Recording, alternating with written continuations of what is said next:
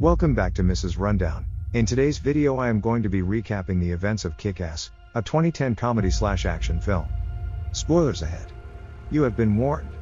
Now like the video and subscribe to the channel if you enjoy this video.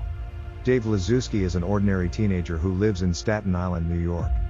Inspired by comic books, Dave plans to become a real-life superhero. He purchases and modifies a scuba diving suit, and arms himself with batons. During his first outing, he gets stabbed and then hit by a car.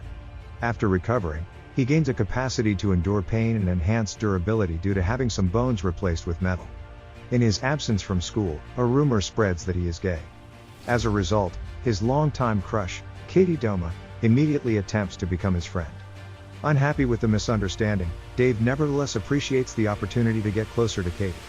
Dave returns to crime fighting and gains notoriety after saving a man from a gang attack. Calling himself Kick-Ass, he sets up a MySpace account where he can be contacted for help. Responding to a request from Katie, he confronts a drug dealer, Rasul, who has been harassing her. At Rasul's place, Kick-Ass is quickly overwhelmed by Rasul's thugs.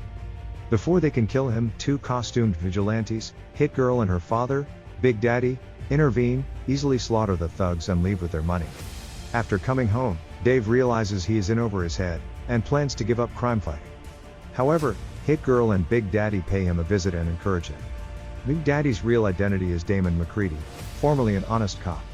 Framed by mafia boss Frank D'Amico, he was jailed. His wife committed suicide, leaving behind his daughter Mindy. Against the protest of his former partner Marcus Williams, Damon trains himself and Mindy as preparation for getting revenge on Frank. They have been undermining Frank's operations by raiding his warehouses, robbing his money and destroying his drugs. Frank believes Kick-Ass is responsible for the attacks and targets him, though he accidentally kills a party entertainer who is dressed like Kick-Ass. Frank's son, Chris, suggests a different approach. He poses as a new vigilante, Red Mist, and befriends Kick-Ass. He plans to lure Kick-Ass into Frank's lumber warehouse and unmask him. However, they find the warehouse on fire and Frank's men dead.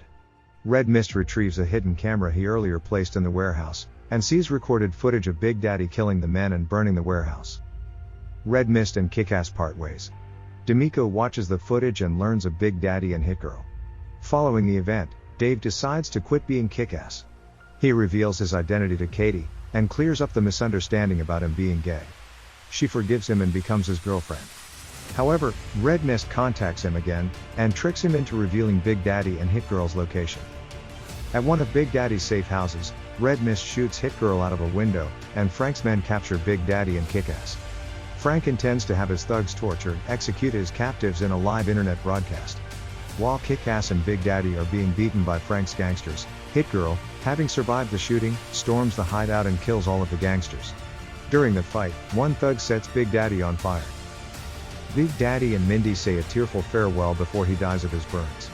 Kick-Ass and Hit Girl resolve to defeat Frank D'Amico once and for all. Hit Girl infiltrates Frank's headquarters and kills numerous guards and henchmen before running out of bullets. When she is cornered by the thugs, Kick-Ass arrives on a jetpack fitted with miniguns and kills the remaining thugs. Kick-Ass and Hit Girl then take on Frank and Red Mist. Kick-Ass fights Red Mist, which results in them knocking each other out. Frank overpowers an exhausted Hit Girl.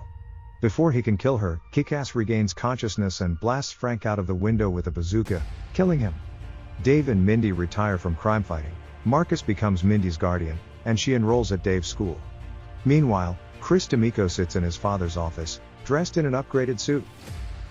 Facing the camera, he says, "As a great man once said, wait till they get a load of me," before firing a gun at the screen. Thanks for watching. Make sure to like the video if you enjoyed it.